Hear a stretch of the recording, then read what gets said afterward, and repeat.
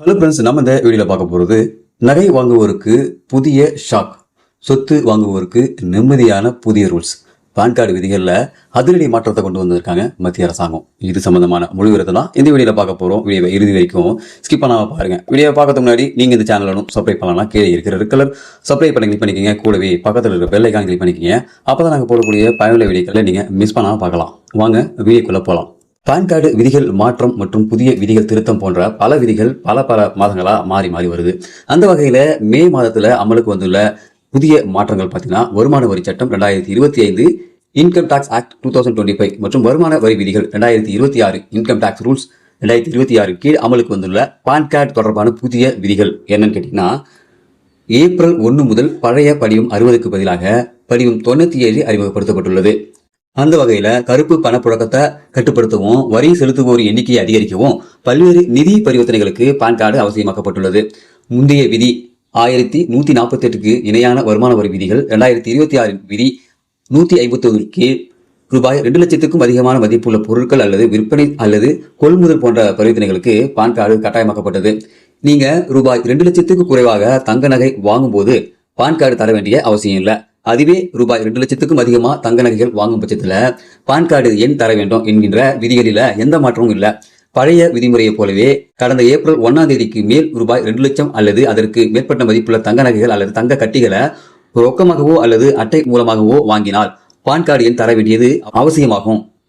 புதிய விதிகளின்படி ரூபாய் 20 லட்சம் ரூபாய்க்கு மேல் உள்ள நிலம் மற்றும் மனை பரிவர்த்தனைகளுக்கு பான் கார்டு எண் தர வேண்டிய அவசியம் ஆகும்.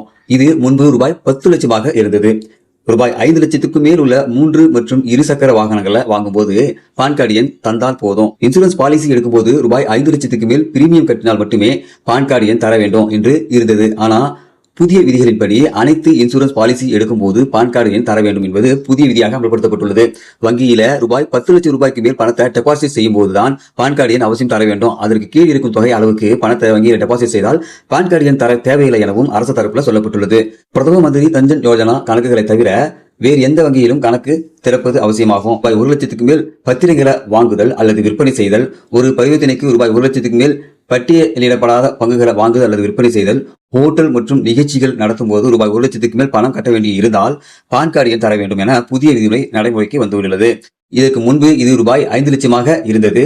ஒரு நாளைக்கு ரூபாய் 50,000க்கு மேற்பட்ட வங்கி வரவுலைகள் செலுத்த ஆணைகள் அல்லது வங்கியாளர் காசோலைகளை ரொக்கமாக வாங்குதல், வங்கிகளில் இருந்து ரூபாய் 10 லட்சத்துக்கு மேல் பணம் எடுத்தல் பான் கார்டு எண் தர வேண்டும். கடன் அட்டைக்கு விண்ணப்பித்தல், ரூபாய் 50,000க்கு மேல் பத்திரங்கள் அல்லது பரஸ்பர நிதியை வாங்குதல், டிமோட் கணக்குகளை திறப்பது, பெரும்பாலும் முக்கிய வங்கி முதலீடு மற்றும் அதிக மதிப்புள்ள கொள்முதல் பரிவர்த்தனைகளுக்கு பான் எண் முக்கியமாக தேவைப்படுது.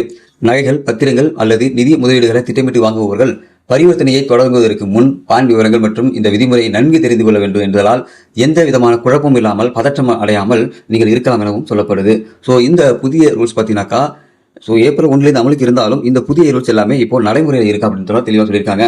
இனிமேல் நீங்கள் யாராவது நகை வாங்க போறீங்கன்னாக்கா உங்களுக்கு பேன் கார்டுன்றது அவசியமாக தேவைப்படாது. அதிகப்படியாக நீங்கள் அமௌண்ட் கட்டும்போது மட்டுமே தேவைப்படும். இதுவே நீங்கள் ஒரு சொத்து வாங்க போறீங்கன்னாக்கா கண்டிப்பாக உங்களுக்கு பேன் கார்டு தேவைப்படும் அப்படின்ற மாதிரி சொல்லியிருக்காங்க.